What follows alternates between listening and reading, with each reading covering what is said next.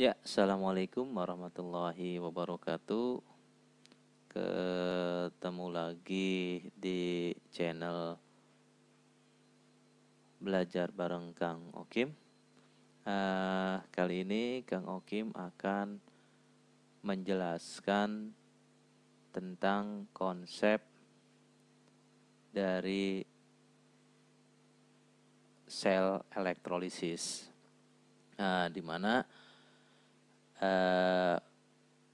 penjelasan ini untuk menjawab ya kesulitan yang dialami oleh teman kalian tentang tabel yang ada seperti ini lah ya. Seperti ini. Tabel ini ya. Tabel yang ada keterangan yang ada di tabel ini sebenarnya adalah menjelaskan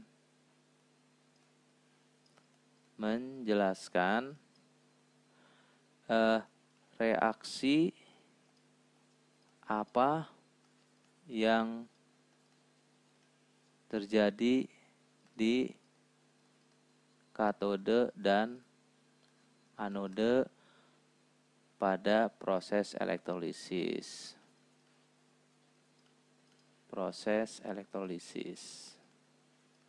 Ya.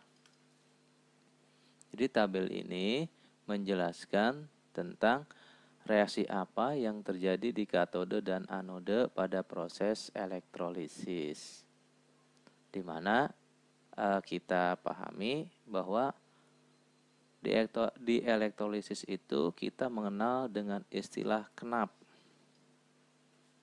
Ya, kenap.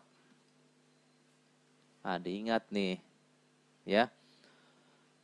Di mana K-nya ini adalah katode, ya. Ini adalah negatif. Jadi katode itu bermuatan negatif. Ya, sedangkan A-nya itu anode, P-nya itu positif. Jadi anode itu bermuatan positif. Jadi pada proses elektrolisis katodenya itu bermuatan negatif, sedangkan anodanya bermuatan positif. Nah, untuk apa yang terjadi? Untuk reaksi apa yang terjadi di katode dan anode itu sama dengan konsepnya sel Galvani. Nah, ya. Gini. Jadi katode itu dia akan mengalami reaksi reduksi. Sedangkan anode ini akan mengalami reaksi oksidasi. Nah, Kang Okim kasih tips ya agar kalian tidak kebolak-balik. Nah, caranya bagaimana? Nih, caranya untuk menghafalkan di katode itu terjadi reaksi apa ya? Nah, ingat katode itu huruf depannya adalah konsonan. Sedangkan reduksi juga huruf depannya adalah konsonan. Jadi konsonan dengan konsonan. Jadi kalian akan ingat, oh katode huruf depannya K konsonan. Maka reaksi yang terjadi adalah reduksi yang konsonan juga huruf depannya. Sedangkan anode huruf depannya adalah vokal dan oksidasi juga huruf depannya vokal. Oh, sehingga kalau anode akan mengalami reaksi oksidasi. Nah, itu dipahami ya istilah kenap ini. Nah, kenapa? Karena istilah kenap ini akan dipakai pada proses elektrolisis. Oke, Kang Okim menjelaskan keterangan yang ada di tabel ini dalam bentuk diagram ya, bukan dalam bentuk tabel, sehingga kalau Kang Okim menjelaskan dalam bentuk tabel semoga lebih dimengerti. Jadi begini, sel elektrolisis ya. Sebenarnya elektrolisis itu terbagi dua.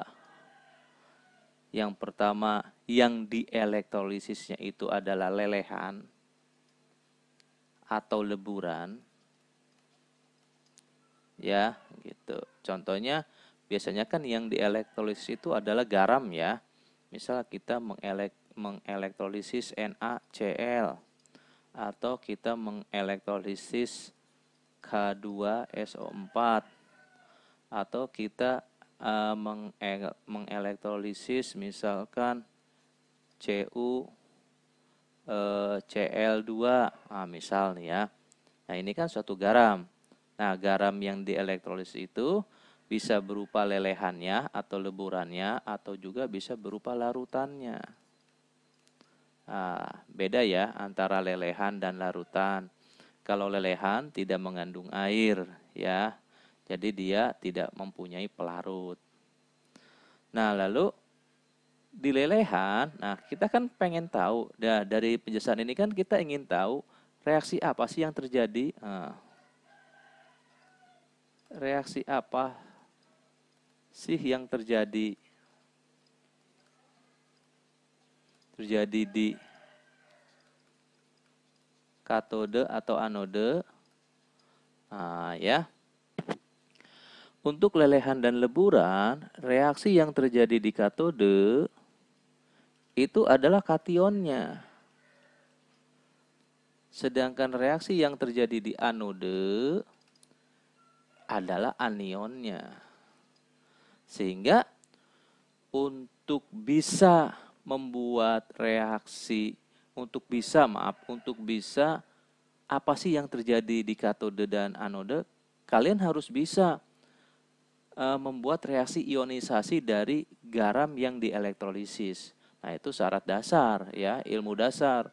Contoh, NaCl ini akan terionisasi membentuk Na+ sama Cl-. Nah, berarti Na+ ini akan terjadi reaksi. Dia akan menempel di kation, dia akan menempel di katode. Nah, jadi dia ini di sini Na+. Na+ ini akan menempel di elektrode katode. Kenapa? Tadi kita kenalkan tadi istilah kenap. Kenapa Na+ ini nempel di katode? Karena katode ini bermuatan negatif, sehingga yang positif akan lari ke yang negatif. Nah, paham sampai sini? Ya, jadi syarat dasarnya kalian harus bisa membuat reaksi ionisasinya. Contoh yang ini, K2SO4. Kalau kita elektrolisis, ya maka ini kita uraikan dulu K+ sama SO4 2-. Maka K+ ini dia akan terjadi di katode. Maka ini K+. Ingat tadi, katode ini mengalami reaksi reduksi, maka paham ya, ditambah L- menjadi Na. Ini adalah reaksi reduksi, tambah emin menjadi K.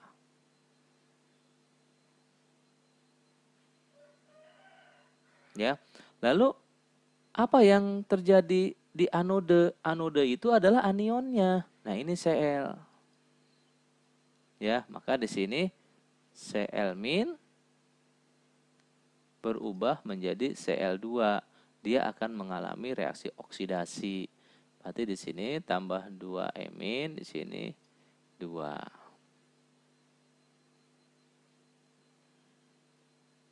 Nah, jadi untuk sel elektrolisis, jika itu lelehan dan leburan, maka di katode yang akan mengalami reaksi reduksi itu adalah kationnya. Sedangkan di anode yang akan mengalami oksidasi adalah anionnya.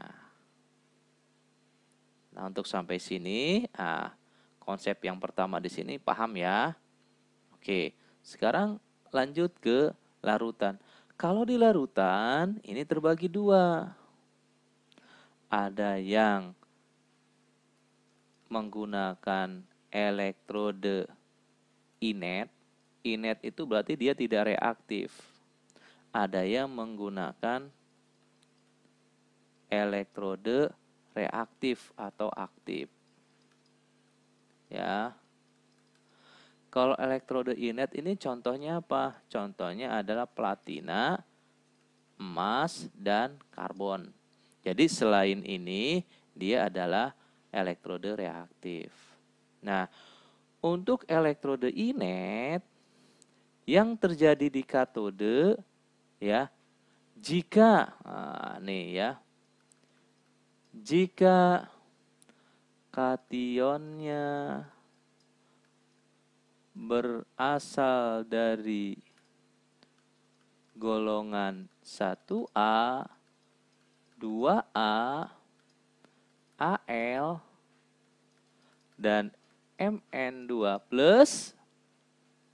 ya, maka yang akan mengalami reaksi reduksi adalah air. Jadi air yang mengalami reaksi reduksi. Jadi air yang akan mengalami reaksi reduksi. Sedangkan kalau bukan golongan 1A, golongan 2A, Al3+, dan Mn2+, maka di katode yang akan mengalami reaksi reduksi itu adalah kationnya. Paham sampai sini? Contohnya kita bandingkan yang ini aja. Nah ya, yang ini. Nah, NaCl. Nah, ini kan kationnya Na+, sedangkan maaf ini dulu ya. Cu2+ sama 2Cl-. Sedangkan CuCl2 kationnya adalah Cu. Na+ adalah golongan 1A. Makanya nih, hafalkan nih.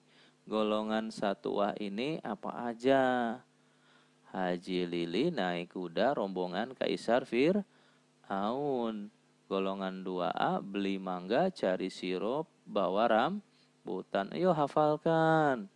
Udah, ayo hafalkan ya. Nah, jadi kalau di katode untuk NaCl, ya, kalau dia menggunakan elektroda inet, maka tadi bukan Na+ ini yang akan mengalami reaksi reduksi, tetapi air. Nah, bagaimana reaksi reduksi dari air? Ini harus kamu hafalkan. Intinya seperti ini. Nah, ya intinya. Air, kalau dia mengalami reaksi reduksi, dia akan menghasilkan gas H2. Ya. Ingat ini nih, di sini aja dulu, ini konsepnya di sini. Biar kamu bukan hafalan, tapi pemahaman. Jadi air jika mengalami reaksi reduksi, dia akan menghasilkan gas H2. Ya. Dan larutannya bersifat basa. Ya, larutannya bersifat basa. Maka menghasilkan OH-. Ya. Lalu setelah ini di mana elektronnya? Nah, ini kan belum setara. Kita tambahkan 2 di sini. Maka di sini, kita tambahkan 2 juga di sini. Di sini ditambahkan 2 elektron. Inilah reaksi reduksi dari air.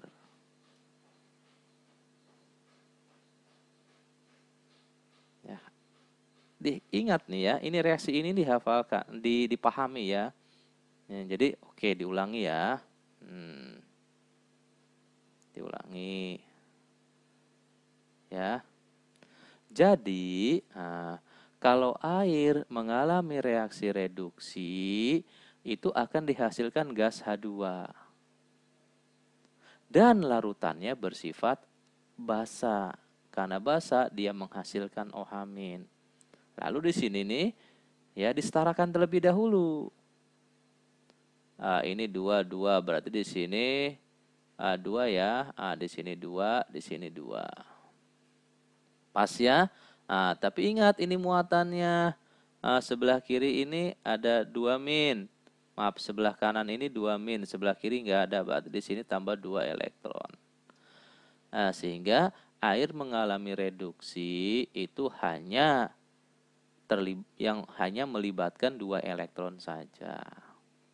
Sampai sini paham? Ya, jadi kalau nih kembali lagi, kalau Na ya, kalau NaCl yang dielektrolisis, maka reaksi yang terjadi di kation bukan Na plusnya, tetapi air yang akan mengalami reaksi reduksi. Sedangkan bagaimana kalau CuCl2? Nah, Cu-nya karena dia tidak termasuk ke dalam sini. Nah, paham? Nah, sehingga reaksinya tetap aja Cu2 plus mengalami reduksi, maka menjadi Cu. Di sininya ditambah 2 elektron. Nah, sampai sini paham? Ini reaksi yang terjadi di katode. Ya, bagaimana reaksi yang terjadi di anode? Bapak hapus dulu nih ya. Oke. Nah, yang terjadi di anode ya, yang terjadi di anode ya, jika anionnya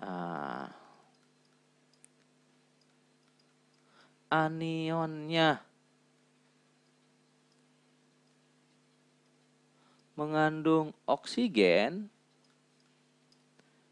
ya, maka air yang akan mengalami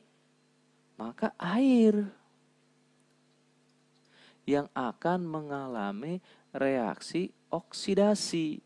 Nah, ingat anode oksidasi. Tadi katode reduksi. Ya, maka jika anionnya mengandung oksigen, contohnya apa sih? Nah, ini contohnya nih, SO4.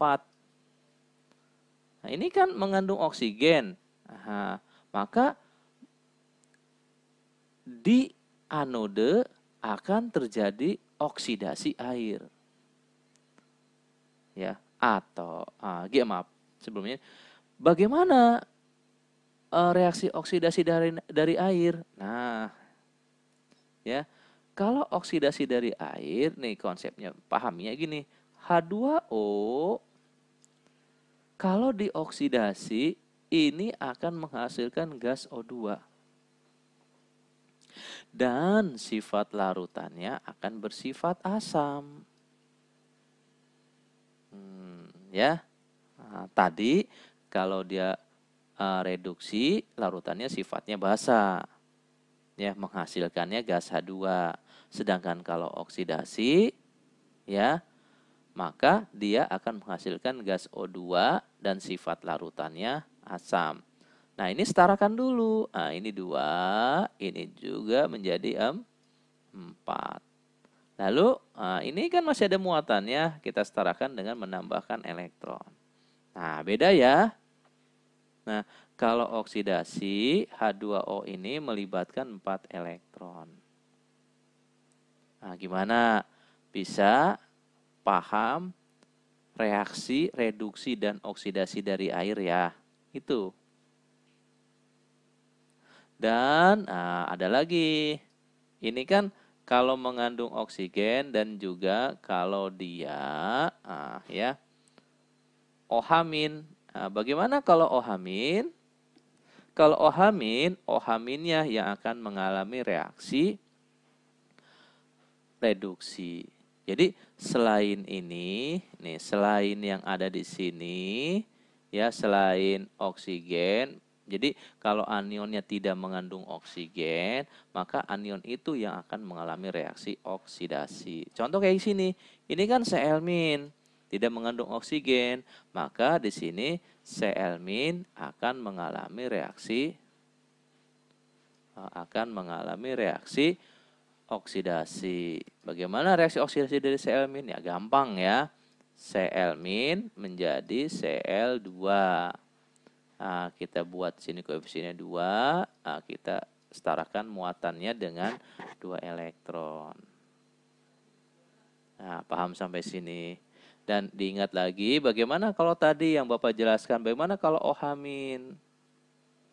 Nah, ya, bagaimana kalau OH-? Nah, ini kalau OH-, nah ya, dia akan menghasilkan O2. Ya. Di sininya reaksinya netral ya.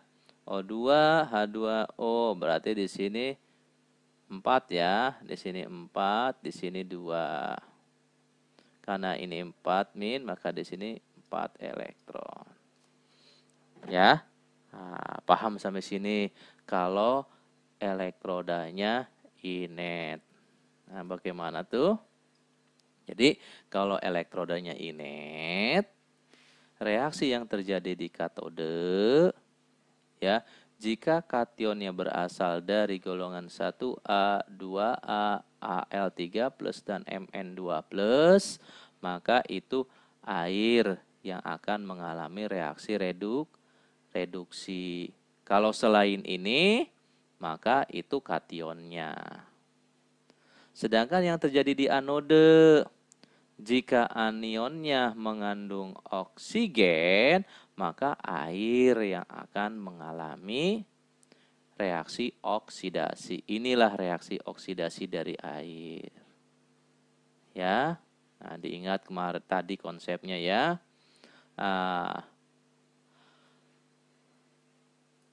Bagaimana? Paham ya? Oke, dilanjut. Lalu bagaimana kalau elektrodanya inet? Nah, sekarang bagaimana kalau elektrodanya inet? Ya, elektrodanya inet.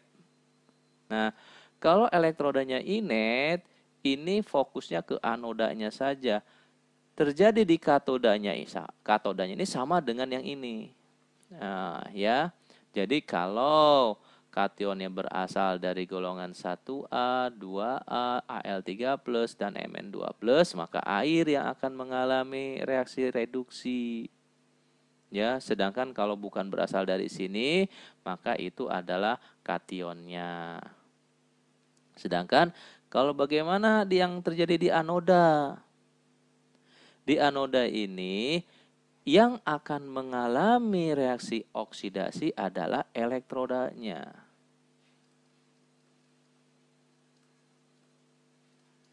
Elektrodanya.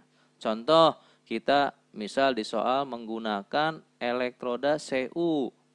Maka Cu itu akan mengalami reaksi oksidasi menjadi Cu2+ ditambah 2-. Nah, jadi yang akan mengalami reaksi oksidasi di anode adalah elektrodenya. Nah, mudah ya? Nah, semoga apa yang Kang Okim sampaikan ini tentang menjawab pertanyaan, Pak, reaksi apa sih yang terjadi di katode dan anode pada sel elektrolisis? Ya, seperti inilah pemaparannya. Oke, kalau kalian ada lagi pokok permasalahan atau konsep-konsep kimia yang masih belum paham, silakan tulis di kolom komentar. Semoga apa yang Kang Okim sampaikan ini dapat bermanfaat ya. Kang Okim tutup dengan assalamualaikum warahmatullahi wabarakatuh.